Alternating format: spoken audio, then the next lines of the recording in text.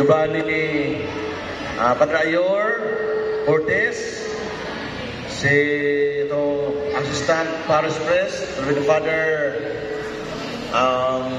Anderson, Father Tonton Diluwaw, galipat ng ako niyang ato ang kanhi Mayor, Board Member, kanhi PHO Head o Mayor-elect, Mayor Cesar Tomasio Lopez, kapagpakan,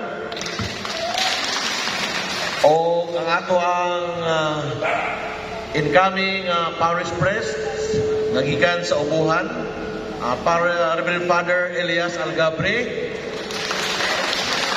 naba ninyo sab si Reverend Father Romeo Barcelona, wapa.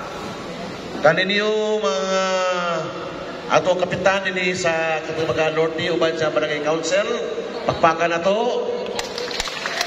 Ang atong matulunayon nagsuporta ay ang presensya, naghatag o kamabulukod sa matag programa nga itong ihimo ang membro sa 15th sa Luteng Bayan o bagong pili pagbalik para sa 16th sa Luteng Bayan, si Honorable Mary Hazel Recamada sa Abidra.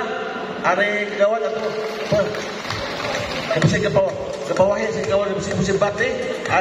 Bitaw. Are sa tubangan atong i-answer sa atong magkadagkuhan sa Parish Pastoral Council, sa ato ang lay liturgical ministers, sa mga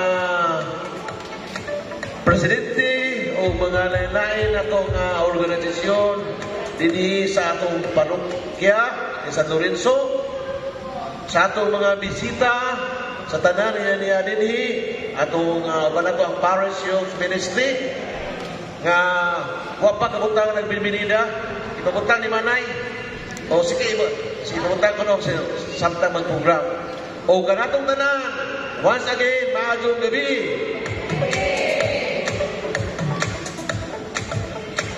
Sa ngalan sa Parish Pastoral Council sa San Lorenzo Ruiz de Manila Parish, malipayon kong nag-abi-abi kanitong tanan, dining espesyal o binilhon nga gabi sa atong panagtapo karon ang Binbinida Party. Usa ka gabi nga puno sa pasalamat, puno sa pagbati o paglaom.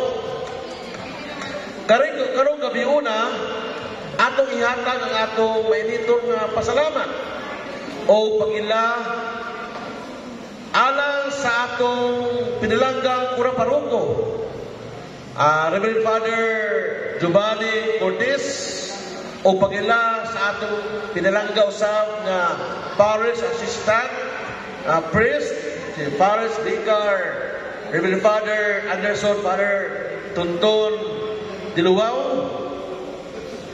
o nini nga tumura daghang panahon na sila nagserbisyo kanato, sila naggiya kanato isip usa ka panimalay sa pagtuo dinhi sa parokya. Salamat sa ilang kasing-kasing kinasing-kasing na pag-alagad, sa ilang mga giya na puno sa kalinaw o sa ilang panig-ingnan sa pagtuo.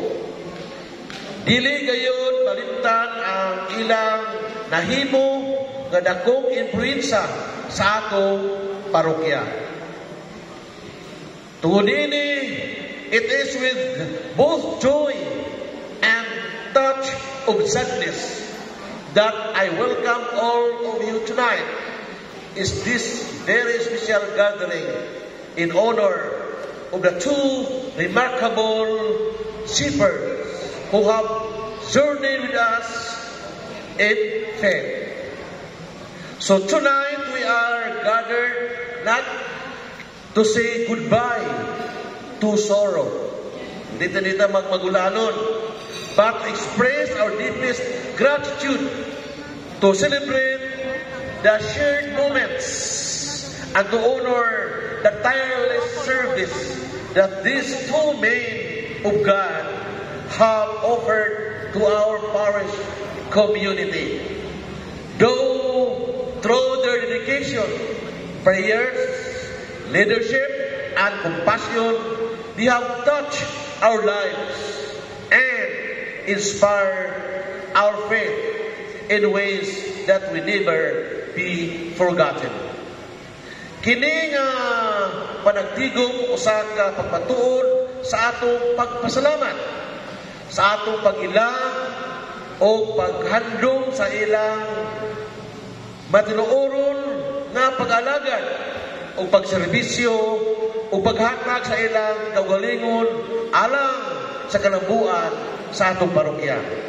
Uban sa ilang espiritual na giya, mga pulo nga puno sa pamalandong o walay kapoy nga suporta ilang napalig-on ang atong komunidad isip usa ka panimalay sa pagtuo o panimalay sa Ginoo.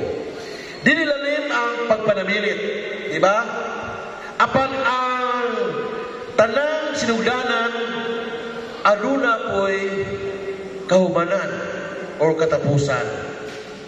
Mao na nga dito magulanon, di malipay ta aron atong suportahan ang ilang pagtuman sa ilang misyon, pagpadayon diya sa pag-alagad sa mga prograno.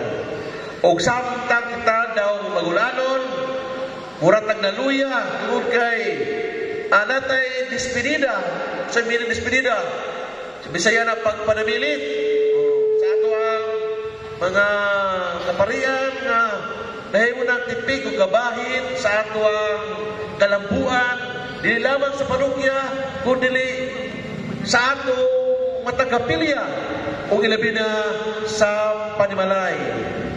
So that their legacy here in San Lorenzo Ruiz de Manila Parish is not only written in records or program, but inscribed in our hearts.